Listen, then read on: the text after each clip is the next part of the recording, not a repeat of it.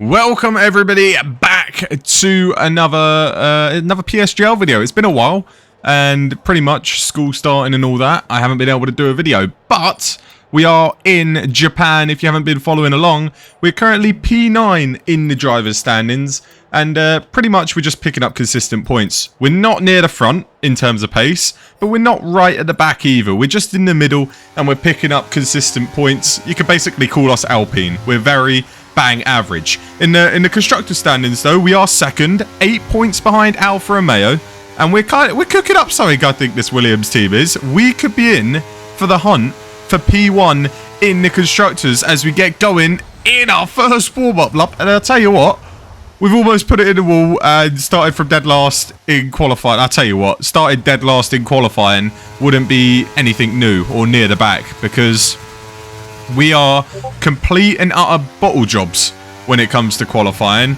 In the race, we usually have decent race pace, we avoid penalties, and we find our way through the field pretty much just by avoiding accidents.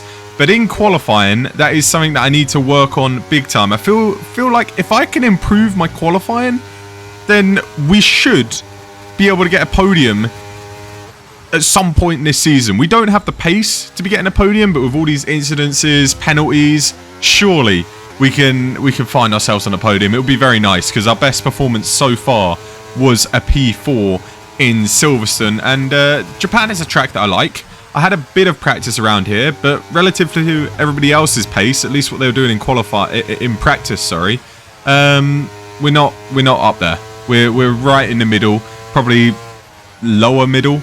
The pace just isn't there. I've gone for a bit more of a lower downforce setup as well. So we're going to be hopefully a little bit faster in the straights. You got the long straight before the final chicane, and also the pit straight as well. But that's going to cost you all through sector 1. The S's, beautiful section. And also through this middle section, it's going to cost you a little bit as well, as we are 5/10 up on our time. We've been absolutely nailing this lap. P10 currently, half a second up on this time. Could we be in for a juicy little lap time here on our second run out as we turn into the corner and we run it a bit wide? I mean, that car on the outside, I felt at the time, was distracting me. He got out of the way, but it was just a little annoying the way he's got out of the way. You know, you just go wide at a corner, it's a little bit distracting. But anyway, the game's the game, so we got to get on with it. And I mean, that's the story of our life right there. On our final prep lap, before we go on our final lap, we put it in the wall. P14 with about half. We could have probably maybe got P7, P8 was probably on the cards. We were half. Yeah, we could have easily been P8 at least for this Grand Prix. Maybe a little bit more. We could have been up there to help Miller the Driller out. But no, we've had a big old stinker. P14 out of the 18 drivers today. We actually got 18 drivers for the first time in a while, which is nice. The last couple have been 15. And when you have less drivers, I mean, it's easier to score points, but at the same time, it's not as fun. You want as many people on the grid as possible. And as we head on to the race, you're going to see it is supposed to rain about midway through. So we're going to have mixed weather, a bit like Zandvoort in real life. You can see a little bit of rain right in the middle, and then we're going to go back to the dry. So it could get a little bit interesting with the mixed weather. It looks like it's going to go dry to wet, back to dry. Maybe you could stick it through the rain on the dries. Who knows? It's going to be all about strategy, which is good for us starting in P14. It's 5 red lights and we are underway, and we've got a decent start, at least compared to that Ferrari ahead and the McLaren to the side of us, as somebody's been put in the wall. The Aston's been put in the wall. Thank you very much. We'll take a free place as we go into turn 1. Touch the Ferrari just a little bit in front, but so far it's clean as we get moved on the McLaren. Can we hold it on through? Yes, we're up into P12, so 2 positions gained on the opening couple of corners.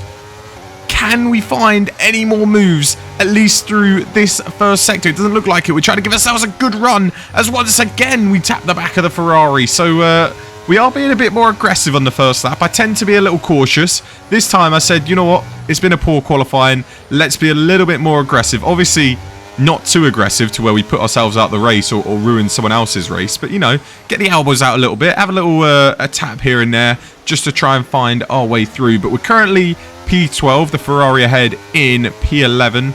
And it's not been a bad start. The Ferrari's on the softs. We don't really need to overtake him. But we are the lead driver of the hard runners. I mean, looking back on it, Could we have gone on to the mediums? Started on the mediums? Yes. Could we have started on the softs? Yes. But I wanted to make sure that we get to the point of rain. As the Alpine, you could just see, look at that. Even though we're using ERS, the downforce, the less downforce we have is showing just down that straight. We zoom past the Alpine, coming into the braking zone. We dive down the inside of the Ferrari, pushing wide. And I tell you what, that's probably deserving of a penalty. And I think he has to let us past, which he does. And I feel pretty bad. So down the straight, I'm going to lift off, let him go back through, lose 2 places, lose 3 places, lose 4 places, and we're down back into P14. So that move into the final corner, I didn't even mean to do it. I just braked way too late, and I'm glad he didn't get any damage, and I'm glad I didn't get any damage as well. But we pretty much let him go back down the straight because, I mean, yeah, we've shoved him off the track, and it was pretty bad. But no, I didn't even mean to make the move, so it was just me completely outbraking myself, going side by side with that Alpine, and I'm sorry to that Ferrari, but I don't think it's affected him too much, as we do get an early safety car, the Mercedes of Zettini. I don't know what's happened, but he's out. We're up into P12, and a safety car this early. I mean, we're not going to do anything, we're going to stay out, but it's nice just to bunch up the field once again. I mean, we've gained 2 places from where we started. I guess we could say that. That move in the final chicane kind of ruins it a little bit. We could probably be P10 right now. Instead, we're P12 out of, I think, 17 people left in the race. I think it was only Zettini that retired. But you're going to see on the screen, I'm not sure if you can see, there are droplets coming down. So the rain has come on lap 4. On my screen, it said it wouldn't come until like lap 15. I don't understand how it's come so early. I guess it is on approximate. So we are gonna take the risk actually here, and we're gonna dive into the pits. I mean, 2 drivers, they thought about it, they faked us out, and we said no, we're gonna go for it. With P12 out of 17 drivers left in the race, what have we got to lose? Absolutely nothing. So we come into the pits, and the Haas behind is also coming into the pits. So we've got 2 drivers on the intermediates. Everybody else is on the dry tyres. This is the biggest gamble I've ever made in league racing, and I thought, why not? We've lost 4 positions. If it doesn't pay off, I mean, we're going to be dead last, but if it does pay off, we could be up there, and especially with the lack of pace I feel like we have, people are faster around this track. We need to try and take advantages of these moments and make the right strategy call, make the bold call, I feel, as we get back underway. And it is definitely not intermediates weather just yet. It's certainly it's certainly dry conditions, but as the laps go by, it's getting a little wetter, and you can see we've not lost too much time to the cars up ahead. It's about 1.5 seconds to the Aston ahead, another 2.5 to the Ferrari, and if you look in the mini-map in the bottom left, we're there. I mean, we're up there. We could theoretically be P1 if everybody came into the pits right now. So we are holding on. We've got decent pace on these intermediates, and this is about the time of the crossover. You can see it's getting wetter and wetter, and we're closing in on the cars in front. Yes, our tyre wear is absolutely outrageous because we're running on a dry track, but we rolled the dice. We will see if it pays off. Our teammate is now into the pits as we go through the final chicane. We're going to come out ahead of him. Our teammate was P1. We're going to be net P1 in this Grand Prix, I believe, as we come down the straight. Yeah, our teammate's in the pits. We're miles ahead of him. Absolutely miles. I mean, we've got seconds on him. Nogueira as well, the Alfa Romeo, who's leading the drivers' standings, is in the pits. We're ahead of all these guys, so now we've got to pray that it dries up sooner rather than later so that our tyres don't explode, as the dry runners up ahead are all battling and we're trying to find a way through.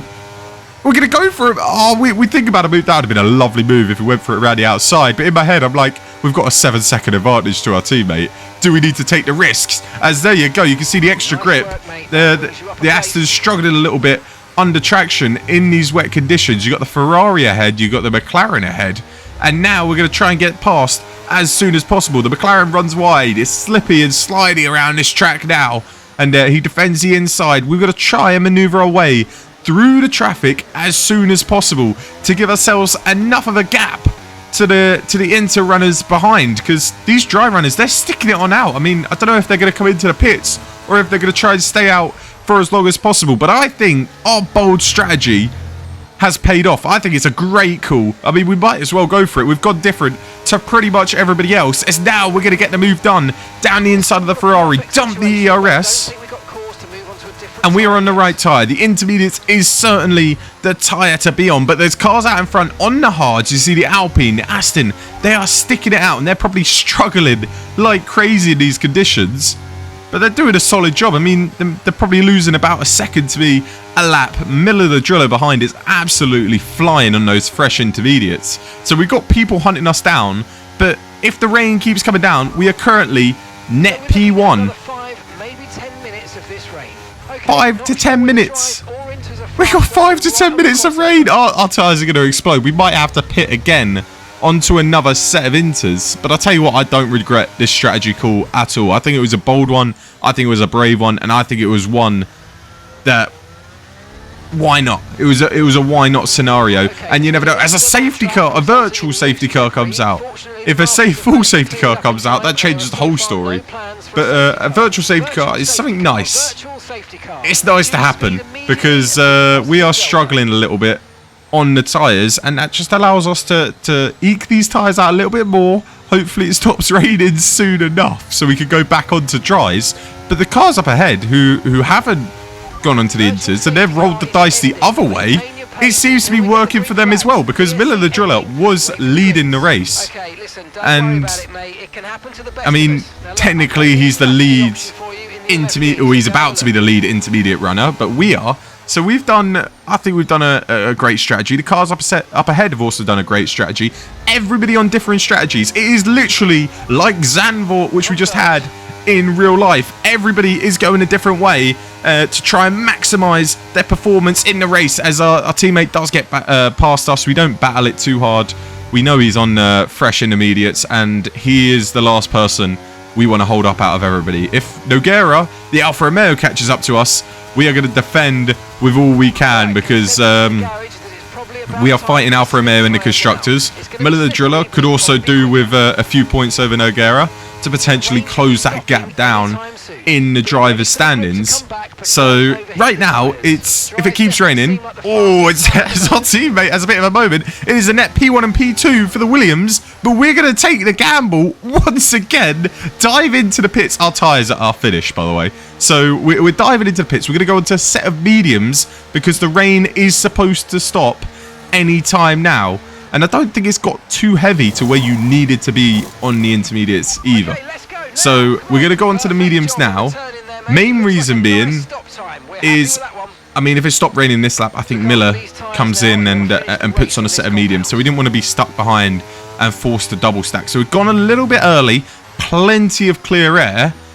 P12 currently, but we're the first ones to go onto the dry tyres. So we are really rolling the dice left, right and centre, trying to maximise our performance, and our tyres were shot. If we stayed on those intermediates too much longer, we were just going to lose time anyway. So I think going on to the mediums was a great choice. You can see this is the same lap we pit.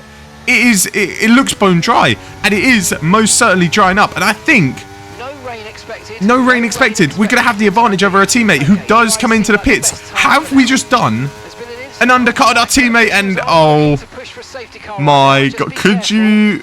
Oh my god, that was literally the worst time for a safety car to come out.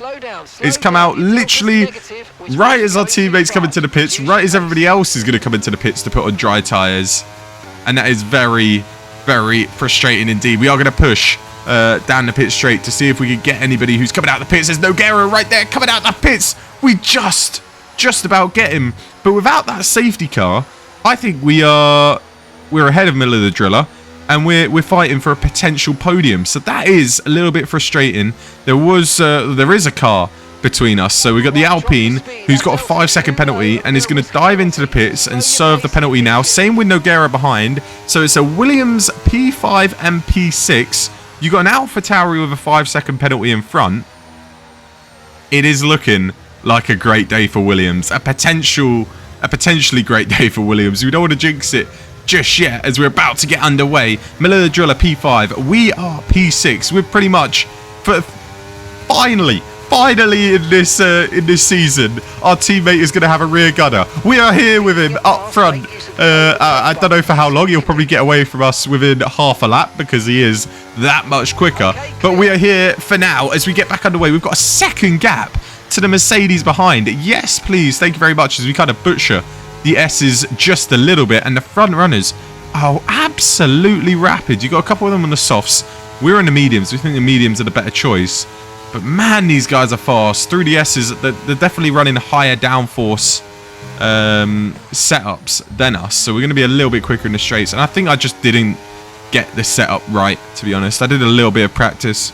And I felt like maybe going for the lower downforce could give me a little bit of an edge, especially down this long straight. But I really struggle through, I think, that spoon corner right there. It's so hard to get the car to turn. But down here, we'll get a bit of an advantage with the straight line speed. But another safety car comes out literally a lap later, so McLaren's gone. But yeah, no, I think the setups, I think it's the wrong setup, to be honest. And when I come into the pits, I should have probably put on more downforce, especially, I mean, at the same time, when you're up in P6, you kind of want that straight line speed so people can't get past you. So maybe it is a good thing, as we do have the man in P4 dive into the pits. So now we're P4 and P5. There you go. Thank you very much. We will absolutely take another place in this Grand Prix. We've got to hold on for 8 laps. 8 long laps. Can we do it in this Japanese Grand Prix as we're back underway?